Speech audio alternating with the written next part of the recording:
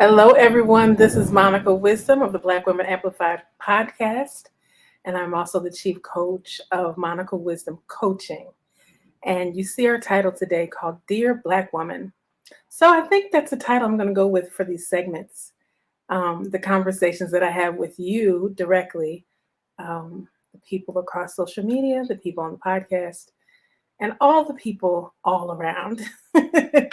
I'm excited to be here with you today. You might hear a little light. I'm gonna might cut this a little short because there's a lot of thunder going on outside, and we are in tornado season.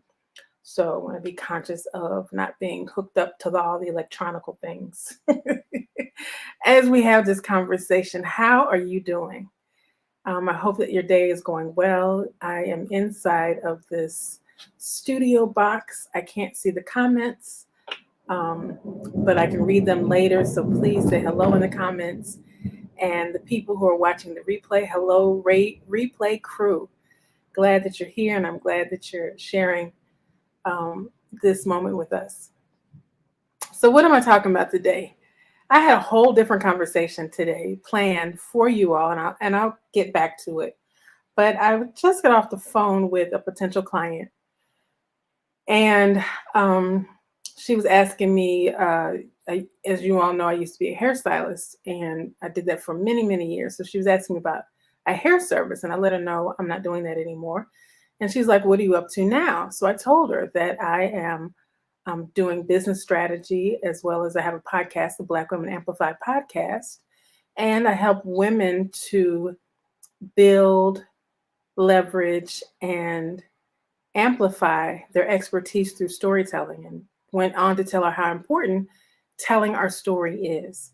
And so this is what we're going to talk about in these chats, the Dear Black Women chats, how important it is for us to speak our story, tell our story, share our stories with as many people as possible, because it is a major part of our legacy. We are all working really, really hard to build legacies, to build generational wealth, to build all the things. But most of us still remain comfortable in the background. We still remain comfortable being hidden figures. And then we get upset when people steal our work and people don't know that it was us who originated particular work, and that it's us who had the ideas and the innovation, and we're the ones behind the ones that are doing the hard work, and you're seeing other people and we're not getting credit for what we do.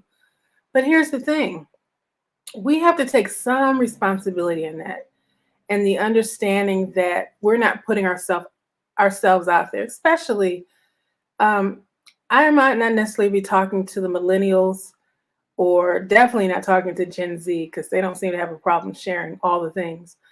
But for my boomers and my Gen X people, I know that we were raised to be seen and not heard.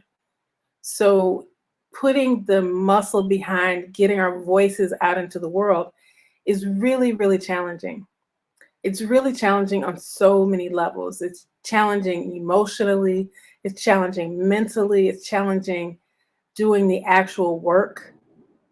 So it's really important that we build our muscles so that not only do we do the work that is important in the world that we do, but we also let people know who we are, what our values are, what we stand for, and what's important to us.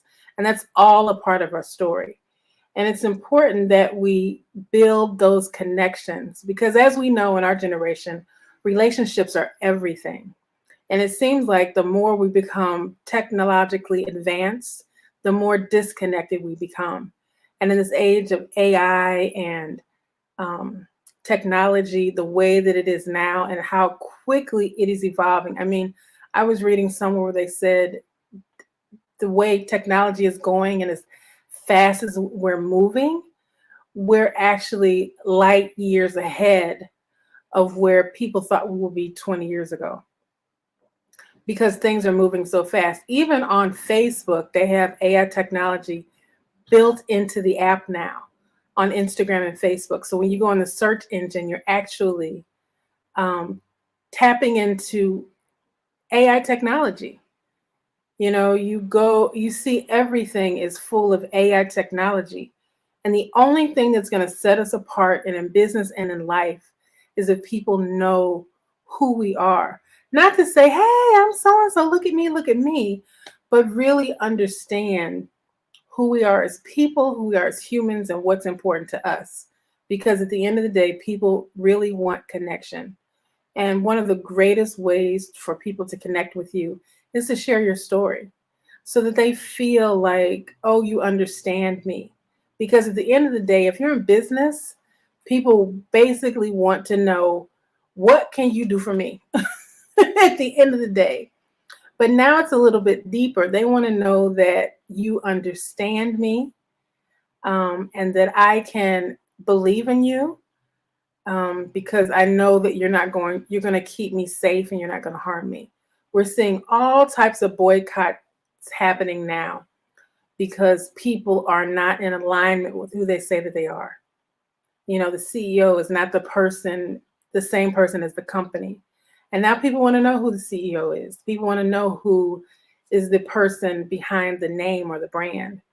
And the one way to do that in a way that is controlled as well as sincere is sharing your story. Now, what do you mean by that? Share your story. What do I have to tell all my business? This is not I'm not talking about telling your truth.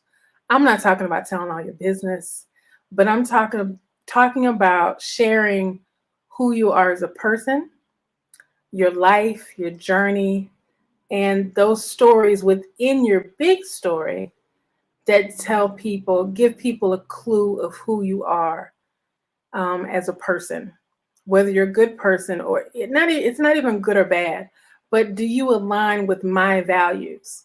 So that's what people want to know is, do you align with my values? That's the basics of all of it. Do you align with my values? And can I trust you with my ideas and my money? That's the basics of business. And in life, when you meet people and you have relationships, are you presenting your persona, or are you presenting your true self? And when you talk about relationships, we're often persona meeting persona. We're putting on our Sunday's best and putting on that smile, and we're not telling the truth about our lives. We're not telling ourselves the truth about our lives. And that's, I think, is a problem with social media, is we become a big old highlight reel. We show the smiles and we don't show the realities. And the reality doesn't always have to be bad. Every story doesn't have to be a tragedy. Every situation doesn't have to be a bad situation. We don't even share the good stuff, like the real good stuff. Like, unless we feel like it's going to garner some level of excitement, we don't even share, oh my God, I made it through the day. I didn't know how I was going to make it through this day, but I couldn't wait to get to this glass of wine. I mean, like, that's the real deal. And so when I was talking to this person on the phone, I said to her, I said, you have a brilliant story to tell. She has literally created her own lane in life, and she's doing incredibly well doing it. And she's in an industry that there are probably no other people like her in the industry. I don't want to give any of her business, but at some point she's going to have to tell that story, because at some point, I always go back to the movie Hidden Figures, thinking about what my life would have been had I seen these three scientists and engineers, and these amazing Black women that put people up into space. Who knew their story before we saw that movie? I never heard of them. And I'm a Trekkie and I'm a sci-fi person, and I love NASA and all the things, but I had never heard about Katherine Johnson and the other women who helped beat in the space race, who helped win that race. And who it would not have happened had it not been for them. So I say all that to say that we each have something powerful inside of us. We have each made strides in who we are, and we have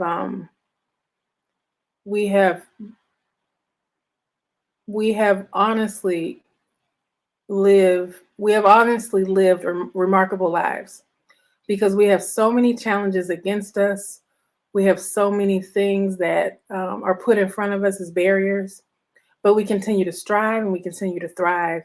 And the important thing is to share that with other people, because just like you were inspired somebody to do what you're doing now, just like you listen to somebody else's story of how they've overcome their challenges, it's your turn. It's your turn to share that. It's your turn to be that. And it's your turn to understand your power. And I always say your story is your superpower. And I really want you to really understand that. Sorry, deleting crazy comments. I really want you to understand how powerful your story is, because it shows your strength and your tenacity and your resilience. And it's important. It's really important, because let me just get real and raw here. We're living in a space and time where people are working to erase us, like our stories, our history, our lineage as Black people. They're writing in the school books that we were migrant workers and not enslaved people, and there's people telling all different types of revisionist history about what actually happened. But when you have books like the slave narrative, when there are actually people who were enslaved, who came out of slavery and were alive to tell their stories, we know that it's a reality, no matter what parts of society is trying to say. So, and the other thing is that if you're my generation or the boomer generation, we had to be quiet. When people said to us, you know, be seen and not heard, that comes out of the need to be safe. That comes out of the need to Jim Crow laws, where you couldn't look a white person in the eye, and you had to look down, and you had to shrink yourself in certain environments, in many environments, just to survive. And so we carry on that same conditioning of be seen and not heard.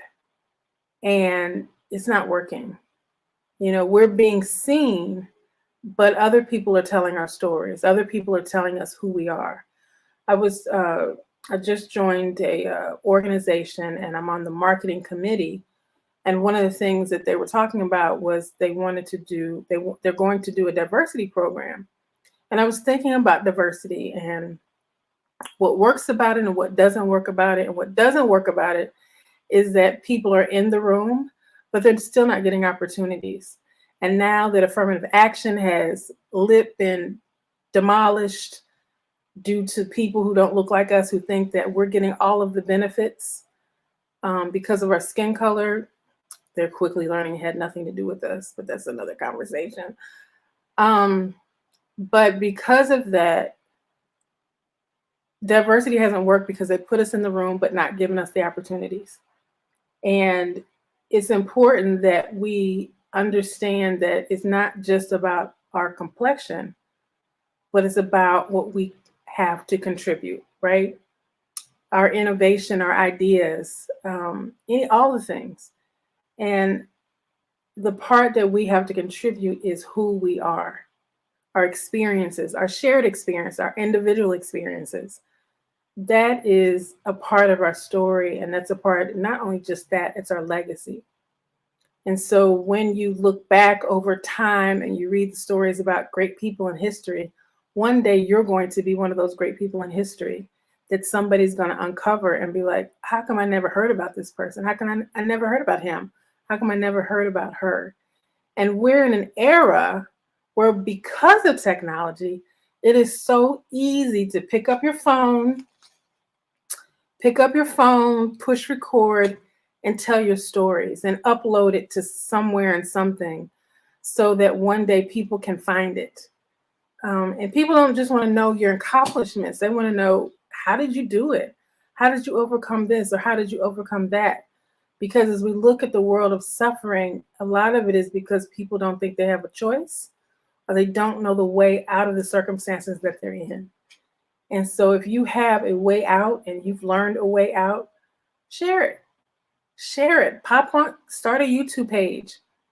It's like how I X, Y, and Z. And it doesn't have to be how I made my first million or how I traveled to 17,000 countries. It could simply be not, I know there's not 17,000 countries, it's sarcasm, exaggeration, but it could simply be how I learned how to make my mother's pie, or how I learned to forgive, how I learned to, get through college while raising 3 kids on my own. Those are things people need to know about, because in this world of highlight reels and Instagram and all the things, people only see the smiles and the good parts and the pictures in front of the things and life with things, and people are missing the human connection with each other. And that human connection is what makes us stronger. That human connection is what makes us understand that we're not alone.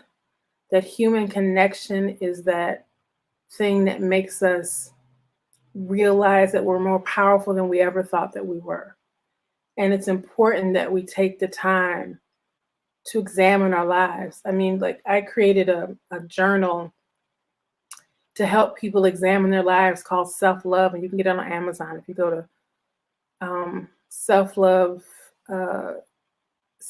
Renaissance on Amazon, you can order the journal. It's a journal and a coloring book. I can't find my copy, but I'll have it next time. But it's a series of prompted questions that you can ask yourself. It's a conversation with yourself, so you can get to know yourself better. And the more you get to know yourself better, everything shifts for you.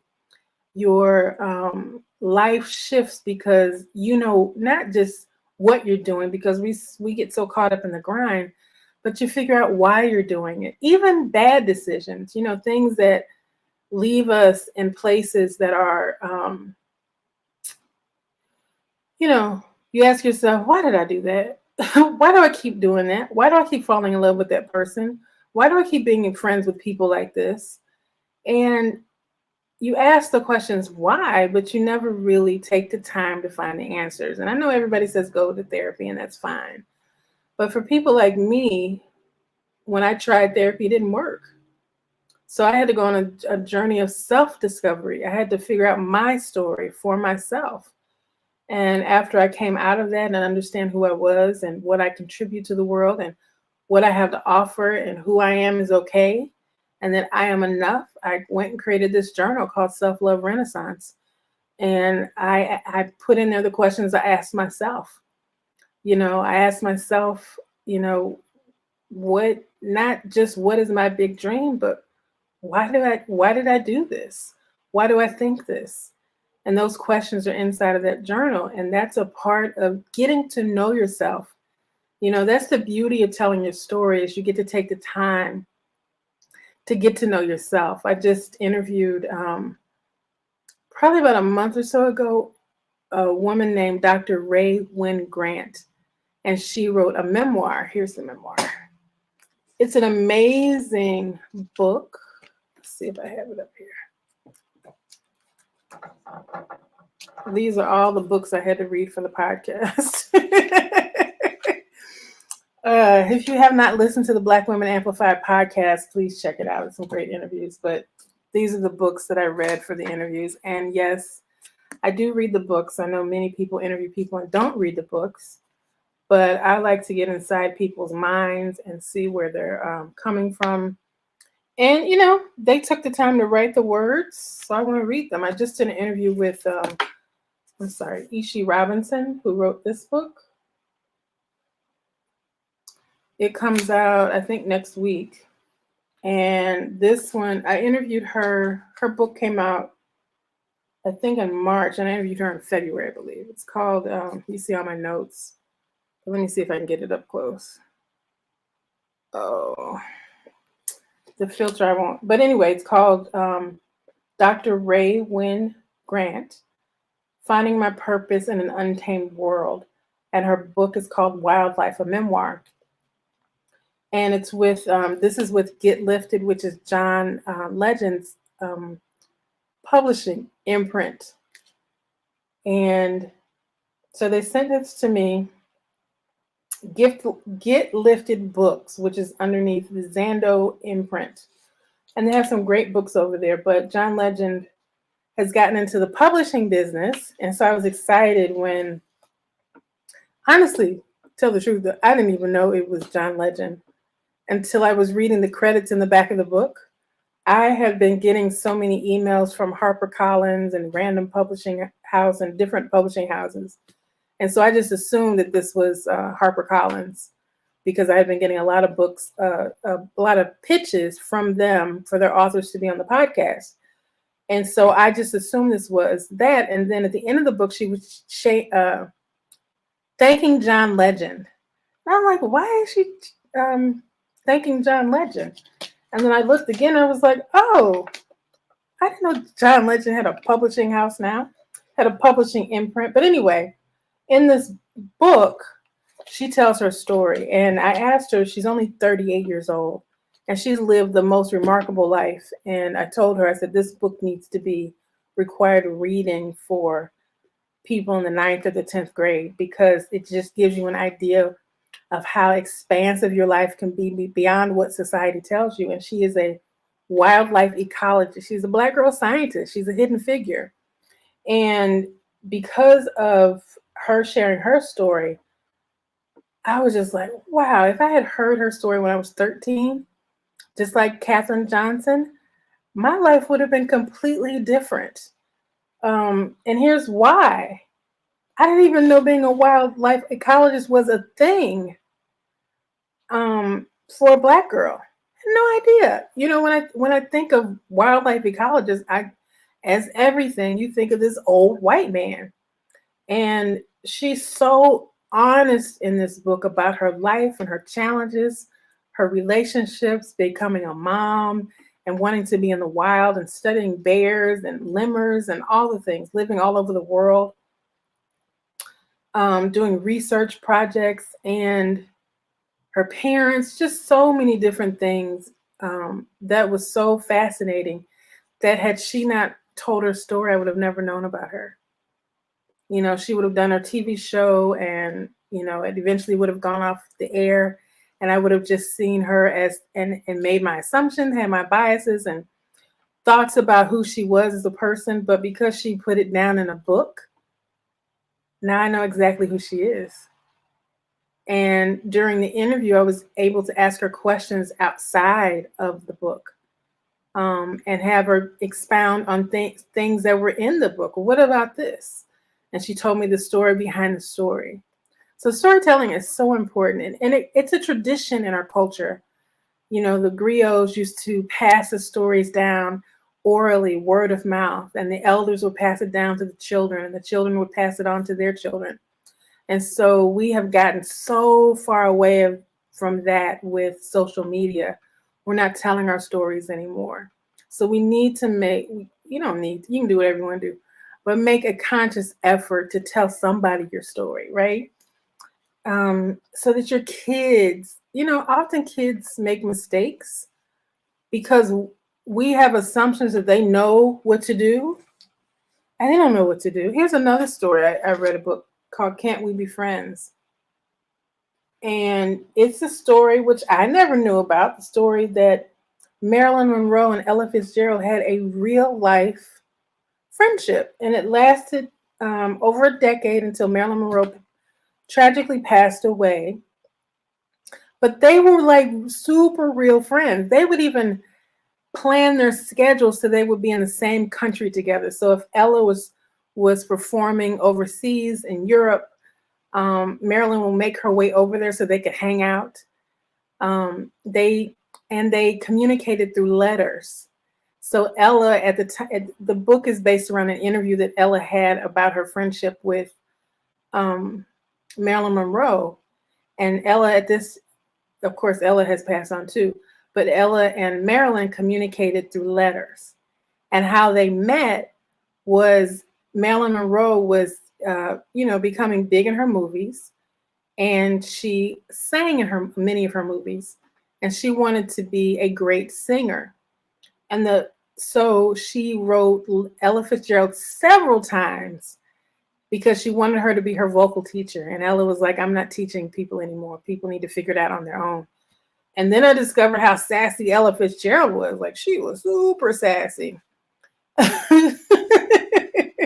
And her no meant no, and her yes meant yes. And this, of course, is a historical fiction. It's not a biography, but it's full of details from history, because the woman who wrote the book, Denny S. Bryce, was able to get a lot of information about these two women and their stories via the letters between them. And she was able to access that information. I don't know how, but that's what she does for a living. So she knows all the things. So check out that interview as well on the podcast. But I love these stories, and people have pitched me to be on the podcast. And they have been some stories about Black girl pain and Black girl trauma. And unless there is a resolve in the story, I don't want to have a conversation about it. There's enough places in the world where we can talk about trauma, where there's places to talk about trauma. There's places to talk about lots of things that I don't feel I'm equipped to have a proper positive conversation about it. I just, and the publicist that I had worked with her before, and I think she's upset with me, which it is what it is. But I told her, I said, I don't want any stories about. Now, here's the thing. Going through stuff, that's just natural. But if it's a novel written specifically about Black trauma, I don't want to read it. And it harks back. I just watched American Fiction, where they it's a great movie, but the premise of it is the ideas that Black people have to put out into their work so that it can be picked up and accepted by white publicists. And so when I got the proposal for that, I was like, this is so, and I called it, I'm dropping everything. I even called it, this is an American Fiction moment. And I'm not subjecting my podcast listeners to Black pain. We can talk about Black issues. We can talk about what's going on with Black people. I have no problems with that. But a novel, if it's somebody's true life, that's 100% something different. But a novel where you're talking about Black pain, no, thank you.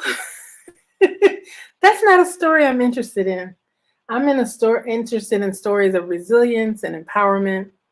And, even when I'm with my clients and I'm talking about telling stories, like if they're giving speeches or they're doing podcast interviews or presentations, I tell them, I said, don't tell the story that you're still dealing with. Tell a story that you're on the other side of. Because when you're still dealing with it, the level of emotion that comes up and the level of triggering that happens is very high. And you want to make sure that you're able to deliver what you're there to deliver. You're not there to deliver your pain story. You're there to deliver your product or your service.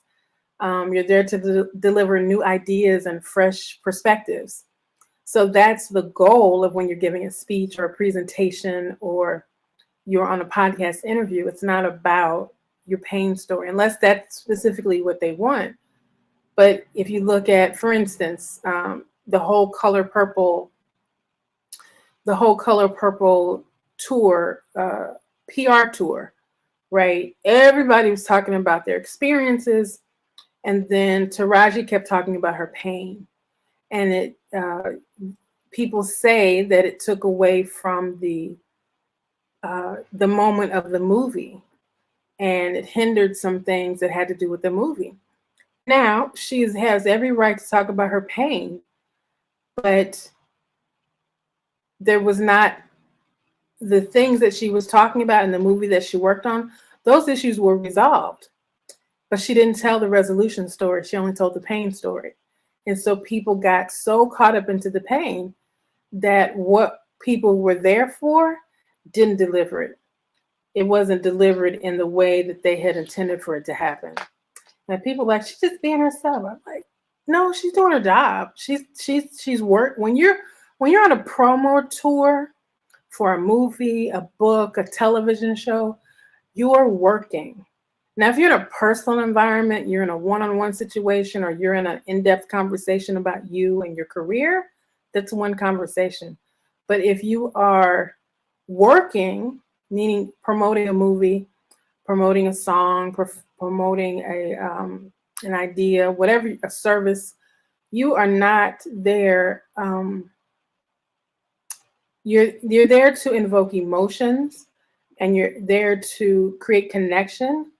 But unless your pain has some sort of resolve, unless you've written a memoir, that's a whole nother conversation. But when you are in work mode, when you tell the stories, you tell work mode stories. It just is what it is. And I know people say, just be yourself, tell who you are. But when you're hired by a company and they have a specific culture, and I'm no longer talking about Taraji, I'm just talking about in general. And I have made that mistake before. I've been on podcasts or whatever, and I lead with my pain, thinking it was my story. And I'm like, oh, that didn't land well. Because at the end of the day, it's not about me, it's about the listener. And I know it's a complicated, and that's why I teach it in my coaching. It's a complicated thing to understand. But often people think that the reason that they're telling their story, and half the time it is, there's places when it's for you, and there's places when it's for the audience. And when the information is for the audience, you honestly have to keep them at top of mind when you're telling your story. So audience want to champion you, which means that you have to have a resolve. And that's why I say, when you tell your story, and I'm talking about so many different aspects of storytelling right now, but when you're telling your story in an interview, you want to make sure that you tell a story that has resolve, because people want to champion you. And they also want to feel like, if she got through it, I can get through it. But if you're still steep, drudged in the pain, it's hard to champion someone. And you don't want people to feel sorry for you or feel bad for you, because you're taking the power of the emotion away from them and focusing it on you. And that is just not great storytelling when you're promoting something. Now, that might be great storytelling as a thought leader, if you're talking about your memoir, but people connect with you when they're able to champion for you. And that's just the truth. People who get, for instance, Viola Davis is great at telling her story. Her story is so traumatic, and it is hard to listen to. But whenever she tells her story, there is a sense of resolve. Like, I see a solution and I'm going after that solution. That's what I mean by resolve. There was a solution to the problem. And that's just basic business. That's just basic business. And so anyway, I say all to say, listen, we've got to stop hiding. Like, we really have got to stop hiding. And I know it is easy to stay in those spaces of hiding. I know it's easy to feel complacent and to feel comfortable and not pull yourself out there. I am the queen of that. And my best friend is the monarch of that. She won't even come on my podcast. And this lady has done phenomenal work in her life. And she's like, nope, not doing it. And she's a fascinating, I almost feel like I should write her story without her knowing about it. But we've all had a journey. We all have a beginning, a middle, and an end. And if we're lucky enough, at the end, we'll have reached our dreams, and we live to tell about all the steps from the beginning to the end and in between. And but we got to stop hiding. Like I said, I was just talking to a potential client about sharing her story, and she has a phenomenal story to share. She lives in a space where she has created her own lane in life, and we're in a place where people are tired of assimilating, tired of having to live, the way other people tell us to live. And so her powerful story is that she was able to create her own lane in a world that tells us that we have to assimilate to belong, right? That we have to be like other groups of people. We have to speak a certain way. We have to live a certain way in order to be accepted, even within our own community, even within the Black community, People who make money or are famous are venerated over people who are just living their life from day to day. But at the end of the day, we're all just living our life from day to day, no matter how much money you think you have. In any instance, life can shift, you know, and but we have to stop hiding. And I'm not saying that you have to be a personality, that you have to be a YouTube star or a celebrity or a world class whatever. But a part of your legacy on this life existence, on this life plane that we're living on this in this human existence, is we're here for a purpose and we're here to share ourselves in a magnificent way. And I don't mean as a testimony from a religious perspective, that's great. But what I'm talking about is living, is sharing yourself in a way that contributes to the lives of others.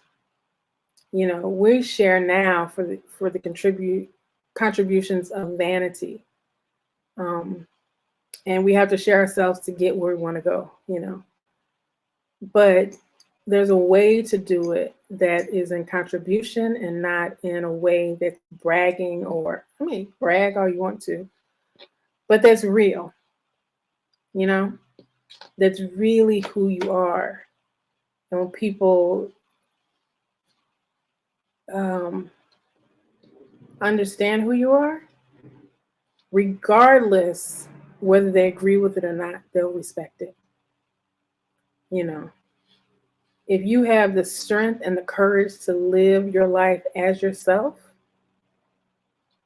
and if they don't respect it, it's because they don't have the courage to live themselves, to be themselves the way that you do. And yeah, so stop hiding. Stop living behind or living in proximity to other people. Let people know who you are. Let people know that you exist. Let people know that you're brilliant and innovative and that you've made mistakes and life gets hard sometimes. And so when you're out here, oh, look at me I'm on a private jet. Let people know you rented it for the day. Just tell and let people know how they can do it. Guess what? You can be on this private jet too. All I did was we da da da da, and I belong to this da da da. Just tell it. It's not a big deal. I talk about all the time on my podcast my real stories, what it felt like to live this and do this. It's not all about all the glamour. There's lots of grit. It's mainly grit. I talk about how I discovered myself going to Paris. Hopping on the train from London. Put it on a credit card. It's not like I had money to do it. I had space on my credit card to do it. And having a magnificent time. It took me years to pay off that trip. But it was a place where I was able to experience something I had never experienced before and saw myself in a new way. So investing in myself in that way was great. It was great, but it wasn't like I just have this and I have that. It's like I wanted to go to Paris. I didn't even want to go to Paris. I wanted to go to London. And by the middle of the trip, we got an opportunity to go to Paris, and I had enough room on my credit card, and we bought 3 train tickets to Paris. Best time. Didn't have a hotel reservation. It was Fashion Week. All the hotels were booked, and it was just magical. It was magical. It was the power of intention. It was the power of a mission. We are going to party in Paris and have a great time. And I fell in love with that city and have been back 4 or 5 times since then. At one point, I was going to move there. At one point, I was going to walk away from everything I had built here and just go live in Paris. And some days I wonder what life would have been had I done that. But it's not a regret. It was a choice. But I say all that to say it's part of my story. And it's something that I share honestly on my podcast. And I did it, I started my podcast with the intention of putting myself out there. And at the time when I started my podcast, I was not chatty Cathy like I am now. I didn't know what to say. I didn't know how to say it. I cared what other people thought so much that it was debilitating. I really was concerned of how was my family going to think about this? How were my friends going to think about this? Are people going to want to hear what I have to say? And there are several episodes that I recorded that I'll never put out because they just sound silly. I have friends that are like, just put it out, just put it out. So maybe one of my guy kids will find it on my computer and they'll release it. But it wasn't necessarily the story. It was me telling the story. I just felt so insecure and uncertain. But the more that I started talking, and the more that I listened to my voice, and the more that I put myself out there, the more that I could put myself out there. Because I realized that sharing your story is like building a muscle. It's like building a mental and emotional muscle so that you get used to hearing the sound of your voice. You get to be okay with saying and ah and those filler words all the time. And you realize that you don't have to be perfect. You just have to share. And you have to plug in the mic, put on the lights, and just say, hello, world, here I am. And so part of this whole process of me unhiding myself is getting on YouTube and showing my face behind the audio and letting people see who that I am, that I'm this large Black woman who has a lot to say and has lived a big life. And, I'm going to share it because who else is going to share it if I don't share it? Somebody might write a book or a movie about me later in life, but how would they have something to write if I didn't share my story? Right? So anyway, I'm going to get off of here. I've got a podcast episode to record. We have made it to the end of season 3.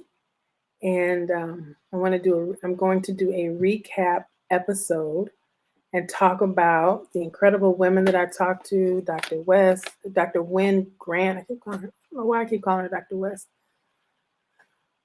who just, by the way, got nominated for 4 Emmy Awards for her television show. So exciting. But, and then I started a newsletter, and the newsletter is called Speak Your Story. And I will put the link in the bio here. But if you want to just go to it, you can go to blackwomanamplified.com/newsletter. And this is a newsletter that'll come out. I haven't decided how often, maybe twice a week for now, until, as I build it up. But when you sign up for the newsletter, the first thing that you get is a class from me. It's a free class. It's called The Power Story Formula. And it is it's a core component of my work that I do as a coach when I'm helping women to build, share, and amplify their stories and monetize their expertise.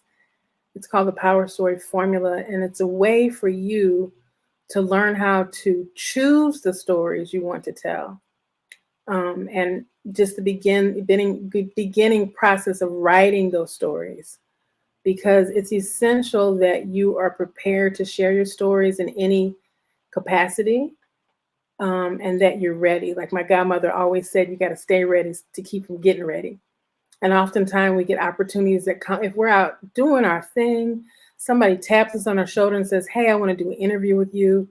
And you might not be in the place or the position where you have a publicist or a media trainer. And you're like, oh my God, what am I going to say? Right? What am I going to say at this interview? What am I going to say to these people?